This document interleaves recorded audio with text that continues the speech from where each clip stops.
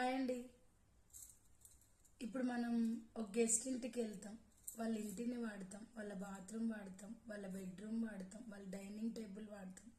మనం ఎన్ని వాడినా కూడా మనకి ఎంత నచ్చినా కూడా ఉండాల్సినంత టైమే అక్కడ ఉండగలుగుతాం. తర్వాత మన దారిన మనం వెళ్ళిపోవాల్సిందే. వెళ్ళిపోకుండా అక్కడ ఉంటామంటే కుదరదు. అలాగే జీవితం కూడా. మనం ఈ భూమి మీదకి వచ్చిన ఒక గెస్ట్ లాంటి వాళ్ళమే.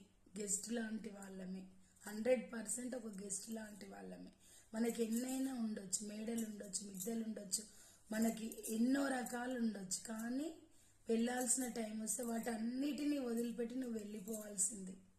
ఎంత నువ్వు వెళ్ళను అనుకున్నా కూడా ఒక గెస్ట్ లాగా రావడం, వెళ్ళిపోవడం అంతే. ఏది నీది కాదు.